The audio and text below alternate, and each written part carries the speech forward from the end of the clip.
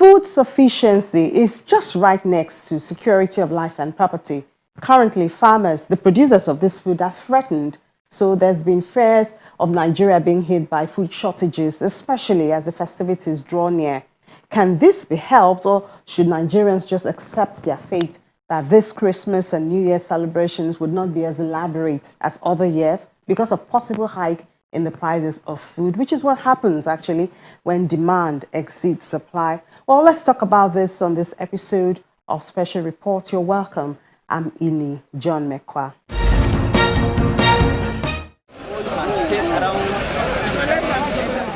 Umaru Makama was a vegetable farmer in Zaria, Kaduna State for 10 years.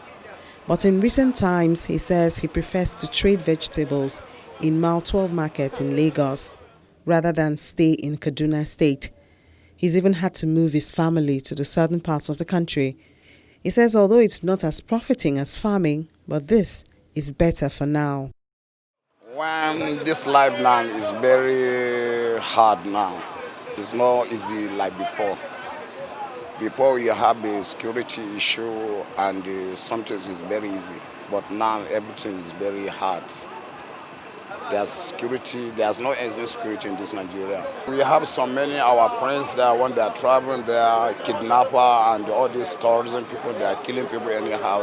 This is what make my life that no need to go back and do that kind of thing and stay there. Ibrahim Al-Hassan is still farming. He farms onions, carrots and tomatoes in Zamfara State. Apart from farming, he says he also trades, which is why he is in Lagos. His experience reaffirms the fears of Mr. Makama. The problem we are facing, it is not only that we carry goods all the way from Zamfara to Lagos here. The main problem that we are facing is that there is insecurity in Zamfara because most of our farmers, they were killed and many souls have gone. So, and even after farming, we farm goods.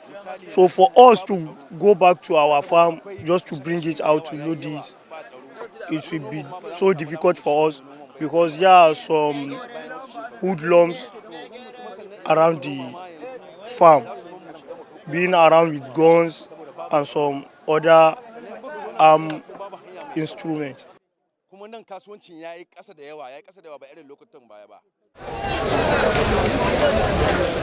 Agriculture still remains the largest sector of the Nigerian economy and employs 2/3 of the entire labor force.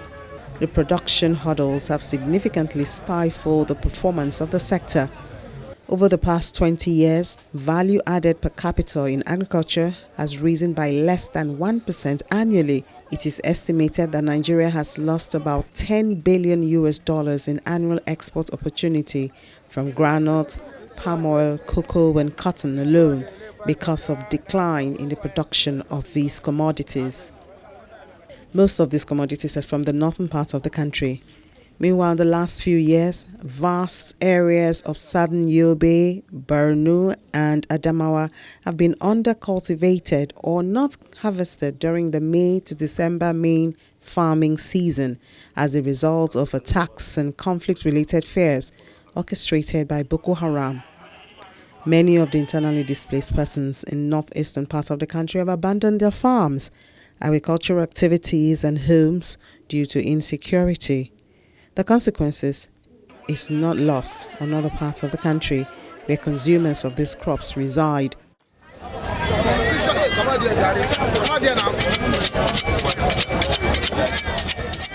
Mile 12 is a major food items market in the southern part of the country, and a walk around the market shows that it may not be as busy as it used to be at this time of the year.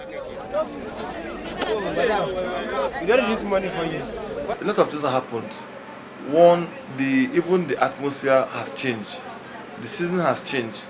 Normally from November, we're supposed to be having a lot of things from the north. Tomato, onions, abundantly by November. From November, December, January, February, March, April, May, up to June. But the system has changed. I don't know what has happened, but this particular time, it's not even coming to the market as expected.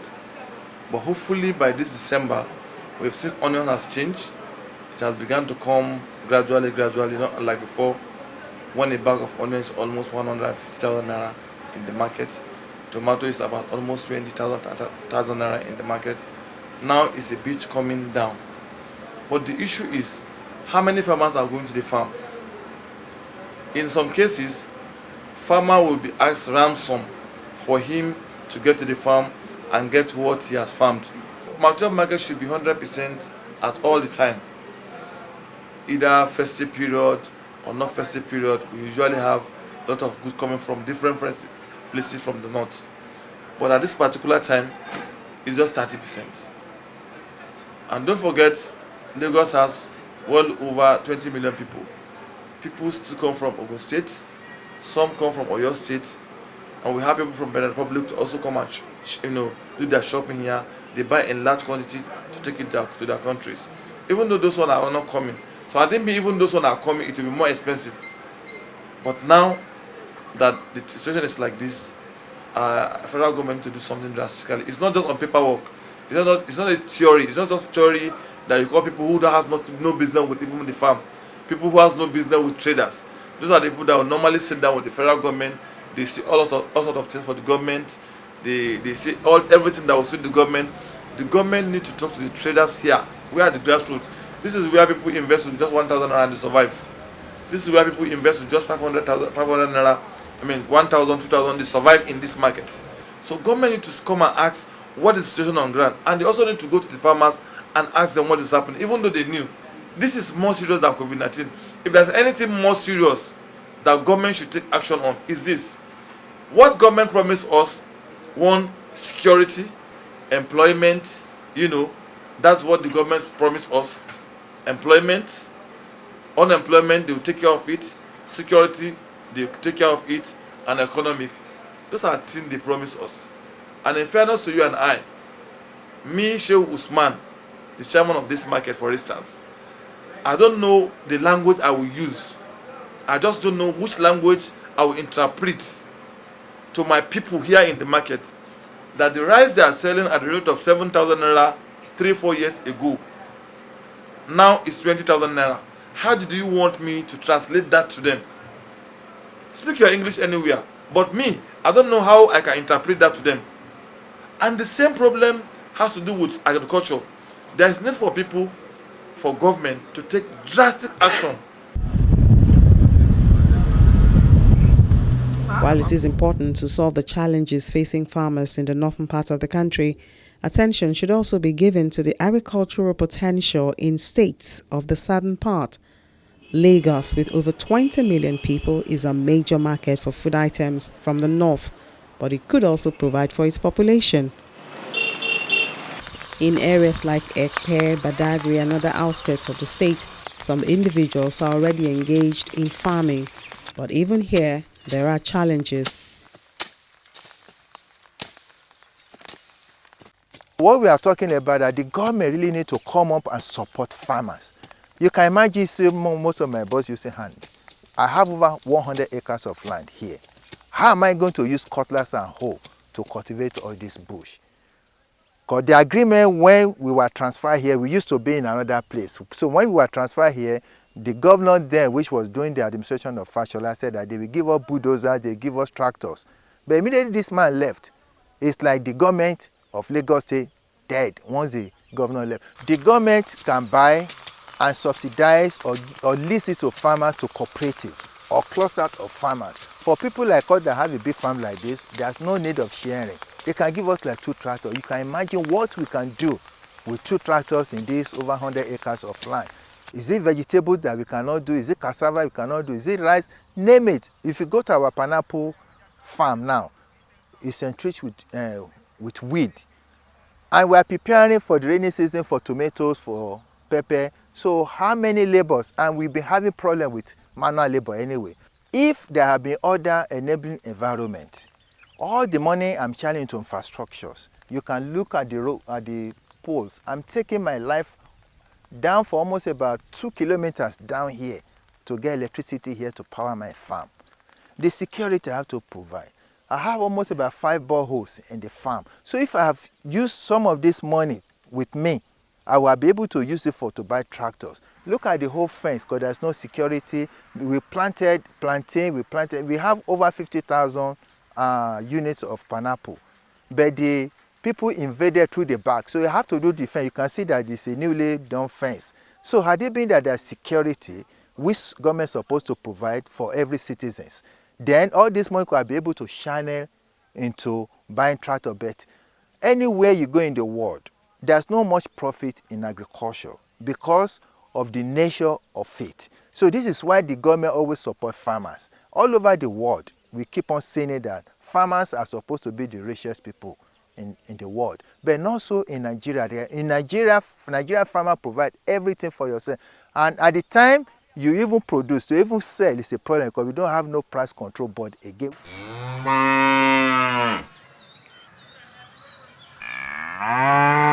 Availability.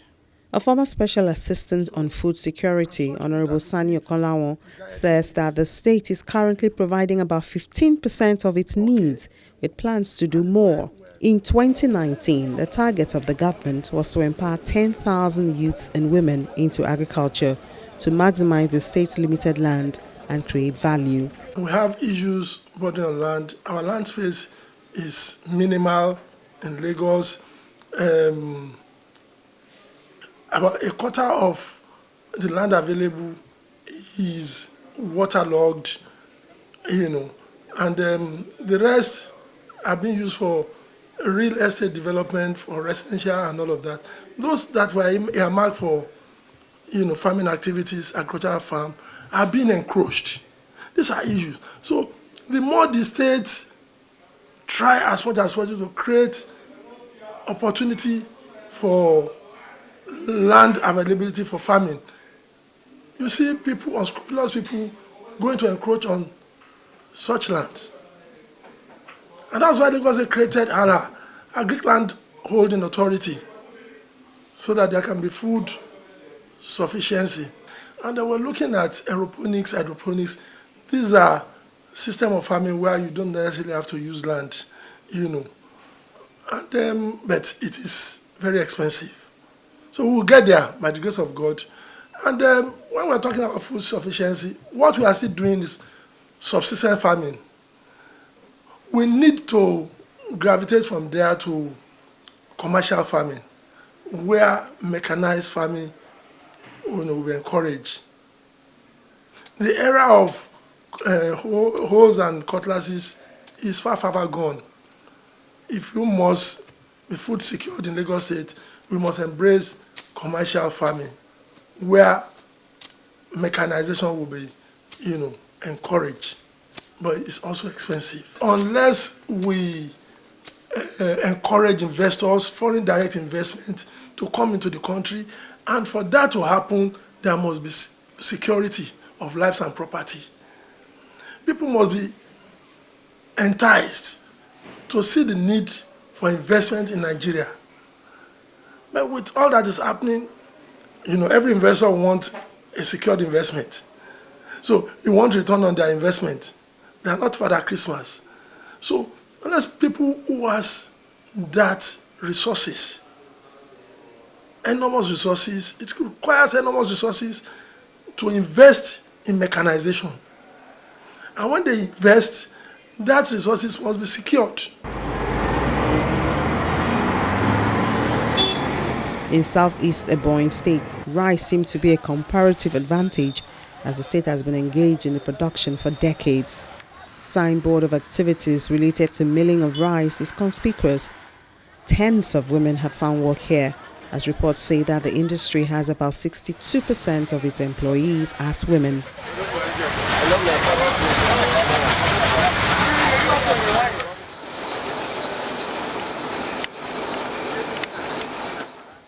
As of 2017, the state had a target of earning 48.4 billion naira from rice production annually from its 72,000 hectares earmarked for rice production and a target of 6 tons per hectare production.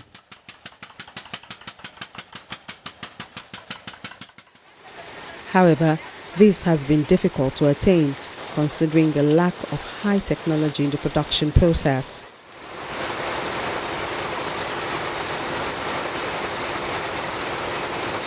The rice is after harvest stage, you take it to the mill. After harvesting, you boil it. After boiling it, you dry it. After drying, you take it to milling stage. After milling, we destone it.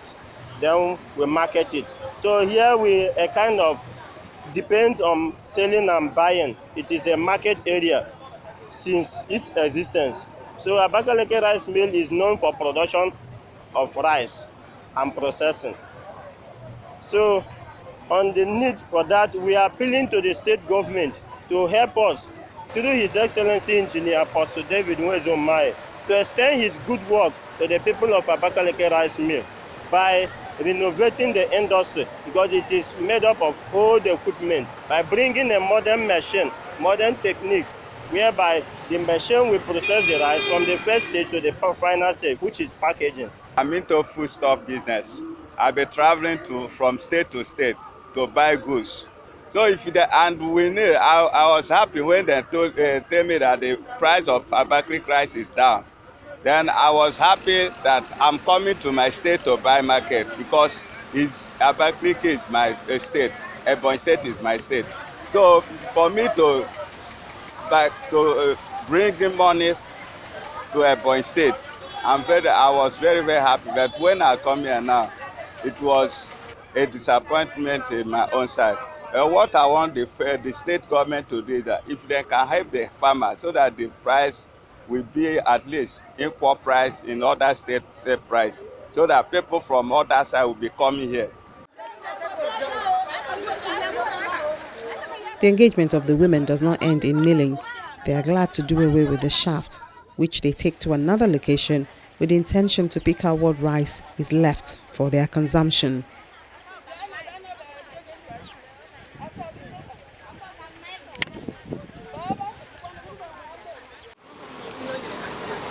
These issues have caught the attention of the International Fund for Agricultural Development, which has before now, through its Assisted Value Chain Development Program, rated Ebonyi the best among its participating states in the country.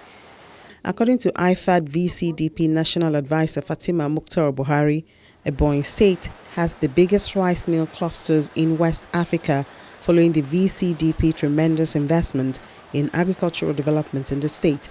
She notes that VCDP has played a significant role through collaboration and sensitizing in the packaging and bagging of rice from Ebonyi Rice World and Ebonyi Agri-Products, which has increased patronage across the country.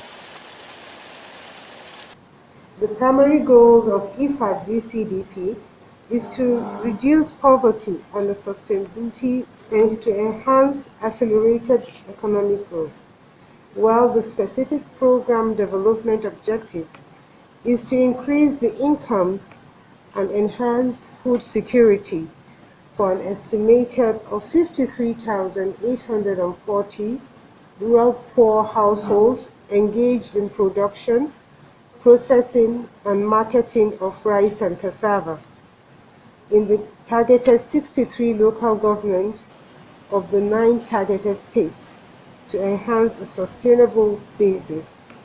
The estimated total beneficiaries are 100,000 households, 91,000 smallholder farmers, 8,000 processors, and 1,000 traders targeted beneficiaries. The program has built the capacity of sizable number of youth farmers as entrepreneurs on best production protocols of improved variety of rice and cassava, planting materials, and also to enhance on their process capacity for the value addition, strengthen for farmers, institutions, and cooperatives. Expanding mechanized farming has not been lost on the federal government. The Anchor Borrowers program of the Central Bank of Nigeria is one of the strategies employed. Anchor Borrower program delivered quality inputs and mechanization services to farmers. The Deputy Governor of Corporate Services, Mr. Edward Adamu, says that since the launch of the Anchor Borrowers program in November 2015 in Kebbi State, rice has remained a focal crop under the program. with the deployment of technology which covered farmers' remuneration, biometric capture, and GPS mapping of farms, all embedded to enhance the operational efficiency of the ABP. This wet season witnessed a geometric rise in beneficiaries from about 275,000 farmers have been empowered to cultivate over 200,000 hectares across all the states of the Federation and the FCT. The target acreage for this 2019-2020 was 500,000, and we hope to achieve 1 million. Loan recovery is the hallmark of any credit process, and the combination of this input distribution flag-off with loan recovery drive further demonstrates that this is a sustainable credit program. Working in partnership with Rice Farmers Association of Nigeria under the Commodity Association window of ABP, this has linked farmers to innovative financing model, quality inputs and mechanization services at a competitive price and at the right time. This was reaffirmed at the flag-off of the 2020-2021 dry season rice farming and distribution of inputs in Niger State. Niger State is obviously part of the plan, and the governor promises that the state would contribute 2 million metric tons of rice production in Nigeria. Already, at least 380,000 metric tons of rice are produced annually in the state, but this is considered less than its capacity. This is why the state governor is now taking advantage of the dry season farming. We have continued to accord priority attention to agriculture in order to guarantee availability of food in the state. Niger State is increasing the market access and also improving the socio-economic status of our farmers in the state. We shall vigorously pursue mutually beneficial collaboration with RIFA and other development partners to enhance agricultural activities and promote value chain development of rice, cassava, maize, sorghum, sesame seeds, and other staple foods across the state. With high supply expected, the farmers through the Rice Farmers Association of Nigeria promised to make the products available, accessible to all consumers in the country. Well, that's it for this episode of the program, but remember that you can watch special reports on Channels Television YouTube channel at any time, and you can also air your views through our various platforms. So see you next time. I'm Ini John Mekwa.